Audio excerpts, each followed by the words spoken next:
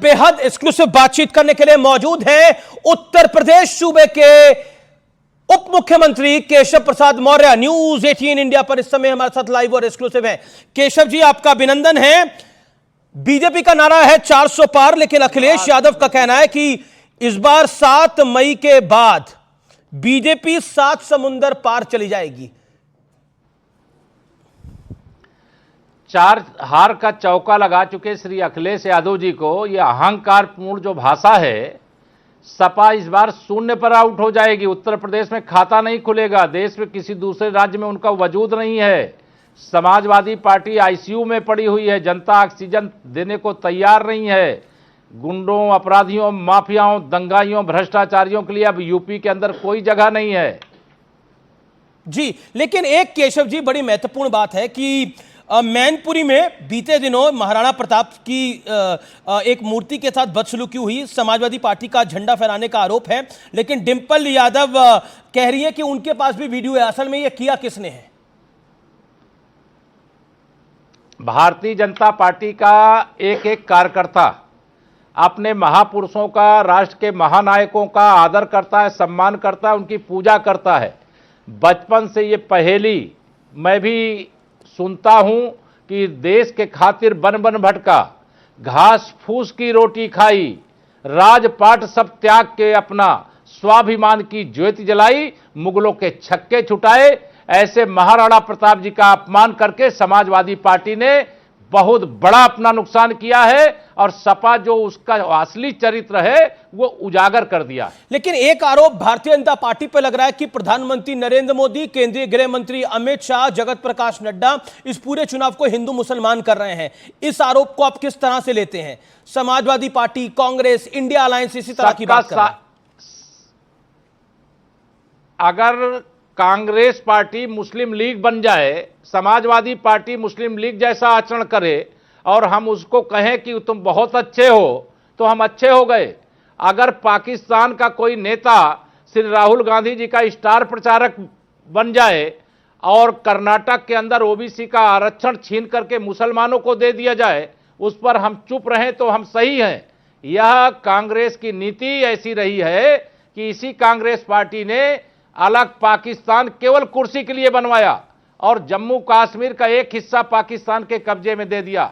जो हमारे सैनिकों का बलिदान हुआ, नागरिकों का बलिदान हुआ, काश्मीरी पंडितों का कांग्रेस कह रही है, लेकिन केशव जी, लेकिन कांग्रेस कह रही है कि हमारे मैनिफेस्टो के अंदर मुसलमानों को हम सब कुछ दे देंगे। ऐसा कुछ है ही नहीं जो हम पे आरोप लगाया जा रहा है।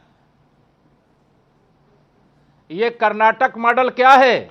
कर्नाटक पे जवाब दे। कांग्रेस की सरकार कर्नाटक में है। कर्नाटक में ओबीसी का आरक्षण छीनने के लिए वो बताए मुसलमानों को दिया कि नहीं दिया। और कांग्रेस के दिमाग में जो जहर भर रहा है जी, जो वोट बैंक खड़ा करने के लिए, उनको मालूम है कि ओबीसी वोट बैंक उनको छोड़ के जा चुका है। वो माननीय नरेंद्र मोदी जी को तीसरी बार प्रधानमंत्री बनाने जा रहा है, इसलिए यह वह वोट बैंक जुटा रहे हैं जिससे इनको लगता है कि शायद इनका अस्तित्व बच पाएगा। लेकिन श्री राहुल गांधी जी और कांग्रेस पार्टी का राजनीतिक भविष्य और अस्तित्व या दोनों संकट में है। लेकिन अमेठी को लेकर बात करनी जरूरी है। कांग्रेस का कहना है कि स्मृति ईरानी इतनी महत्वपूर्ण नहीं है कि उनके सामने राहुल गांधी लड़े, इसलिए केएल शर्मा को मैदान में उतारा है। और वो कह रहे हैं कि केएल शर्मा इस बार एक सामान्य कार्यकर्ता कांग्रेस पार्टी का आएगा और स्मृति ईरानी और भारतीय जनता पार्टी का झंडा वहां से उखाड़ फेंकेगा। 2019 में क्या श्री राहुल गांधी जी का रोबोट लड़ने आया था जो बहन स्मृति ईरानी जी से हार करके गए थे और 2024 में छोड़ करके अमेठी भाग गए। अब रायबरेली छोड़ करके 2024 में हारने के बाद रायबरेली छोड़ करके भागेंगे। भारतीय जनता पार्टी का कमल अमेठी में भी खिल रहा है, रायबरेली में भी खिल रहा है। यूपी की 80-80 सीटें जितनी है सब में भारतीय जनता पार्टी गठबंधन जीत रहा है जी। लेकिन जब हम केशव जी जब हम आज बात कर रहे हैं तो कांग्रेस पार्टी ने एक बहुत बड़ा गंभीर आरोप भारतीय जनता पार्टी पर लगाया है उत्तर प्रदेश की बीजेपी पर कि अमेठी में बीजेपी के गुंडों ने कांग्रेस दफ्तर के बाहर उनकी गाड़ियों के साथ तोड़फोड़ करी है। गुंडों की पार्टी के साथ समझौता कांग्रेस पार्टी ने किया है।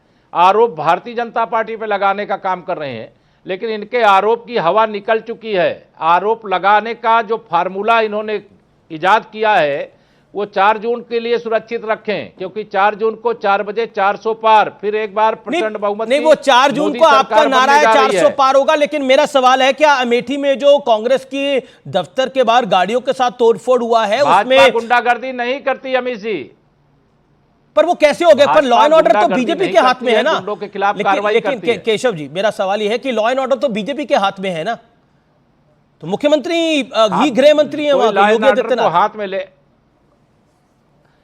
कोई भी कानून व्यवस्था से खिलवाड़ करेगा तो उत्तर प्रदेश में कानून व्यवस्था के साथ खिलवाड़ करने वालों के खिलाफ कानून कड़ाई से निपटता है। और अमेठी के अंदर कांग्रेस जमानत के बचाने के संकट से जूझ रही है, इसलिए इस प्रकार के आरोप मनगढ़ंत लगाने का काम कर रही है। स्मृति ईरानी जी बहुत बड़े बहुमत से, बहुत बड़े अंतर से चुनाव जीत रही हैं और कांग्रेस अमेठी में मतलब मुंह दिखाने लायक नहीं रहेगी, ऐसी स्थिति में पहुंच रही है। एक सवाल मेरा यह है कि आप संगठन के साथ भी लंबे अरसे से जुड़े रहे हैं। 2014 में जब भारतीय जनता पार्टी ने वहां 70 से ज्यादा सीटें जीती तो आप प्रदेश अध्यक्ष थे, गृह मंत्री अमित शाह के साथ निरंतर आपने काम करा। लेकिन एक सवाल जो कि महत्वपूर्ण इस समय हो जाता है, क्या बीजेपी के अंदर उत्तर प्रदेश में खेमेबाजी है, गुटबाजी है? क्योंकि कुछ वायरल वीडियोज भी आए, उसके अंदर कहा गया कि राजपूत खिलाफ है भारतीय जनता पार्टी के। भारतीय जनता पार्टी सबका साथ, सबका विकास, सबको सम्मान, सबको स्थान देकर के चलती है। ना यहाँ कोई गुटबाजी है, ना यहाँ कोई विवाद है, ना कोई वोट बैंक हमारा नाराज है। ये विपक्ष जो मुद्दा विहीन है, नेता विहीन है, नीयत जिसकी ठीक नहीं है, वो इस प्रकार के योजनाबद्ध तरीके से मुद्दे जनरेट करने का असफल प्रयास कर रहा है। जबकि उसको जब 4 जून आएगा, वोट की गिनती होगी, तो उसे लगेगा कि खोदा पहाड़ निकला चूहिया। उसने अफवाह तो बहुत फैलाई, लेकिन प्रचार तो बहुत किया, लेकिन मिला कुछ भी नहीं उसके बदले में। लेकिन एक पहले कसाब को लेकर कांग्रेस के महाराष्ट्र के नेता ने एक बयान दिया, और अब पुंछ में जो आतंकी हमला हुआ है उसको लेकर फॉर्मर पंजाब के सीएम चरणजीत चन्नी और कांग्रेस पार्टी के वरिष्ठ नेता उन्होंने बोला चुनावी फायदे के लिए ये एक स्टंट बताया है। और फारूक अब्दुल्ला ने बोला है कि पाकिस्तान ने भी चूड़ियां नहीं पहनी है, उनके पास भी परमाणु बम है। इनको आप किस तरह से लेते हैं? इतनी घटिया, इतनी निंदनीय, इतनी बेहुदा टिप्पणी कोई नहीं हो सकती। देश के सेना के जवानों के काफिले पर हमला हो और एक जवान बलिदान हो जाए और पाकिस्तान के प्रधानमंत्री की तरह यहां बयान दे रहे हैं। अब वह भारत नहीं है, यह प्रधानमंत्री नरेंद्र मोदी जी के नेतृत्व वाला भारत है। और ईंट का जवाब पत्थर से देता है, गोली का जवाब गोला से देता है, और गाली का जवाब कमल का बटन दबा करके देता है, मोदी जी को प्रधानमंत्री बना करके देता है। लेकिन मेरा आपसे अगला प्रश्न है, क्या भारतीय जनता पार्टी जिस तरह से वोट जिहाद के मुद्दे पर, क्योंकि सपा के एक नेता ने बोला कि इस बार वोट का जिहाद करना है, और दूसरी तरफ हमने देखा समाजवादी पार्टी के एक प्रवक्ता नेता ने बोला कि राम और रावण की लड़ाई भी जिहाद थी, महाभारत भी एक तरह का जिहाद ही था। देखिए, उत्तर प्रदेश के अंदर और देश के अंदर ये जिहाद वाली जो मानसिकता है, इसका अंत तो हो चुका है। यहां पर लव जिहाद चला, उसके खिलाफ कार्रवाई की जा रही, लैंड जिहाद चला, उसके खिलाफ बुलडोजर चल रहा है। अब इन लोगों ने वोट जिहाद की बात कही है, इनके वोट जिहाद का जवाब गरीब कल्याण के लिए जो काम कर रहे हैं उससे देंगे, किसानों के उत्थान करके देंगे, नौजवानों को उज्जवल भविष्य का रास्ता साफ करके देंगे, महिलाओं का सशक्तिकरण करके देंगे। ये जिहाद नहीं चलेगा, जिहादी मानसिकता नहीं चलेगी।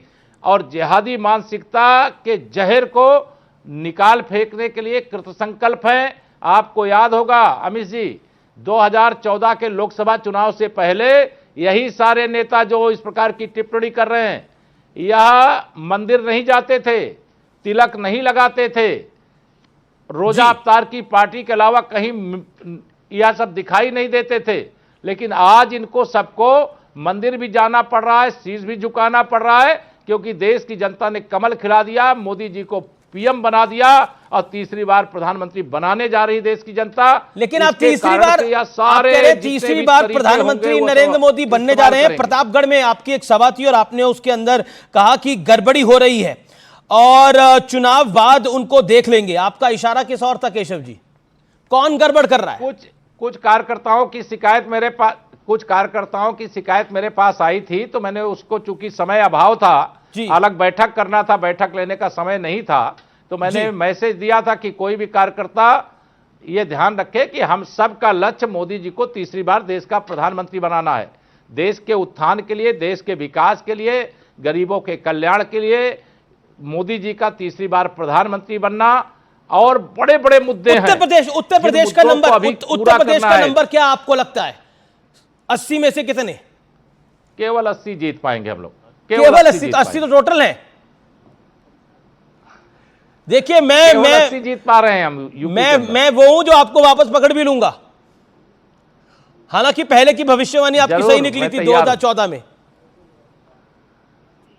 आप इस बार की भी भविष्यवाणी सही निकलेगी। चलिए देखते हैं। आपको बहुत बहुत शुभकामनाएं चुनावों के लिए। तो ये थे केशव मौर्य।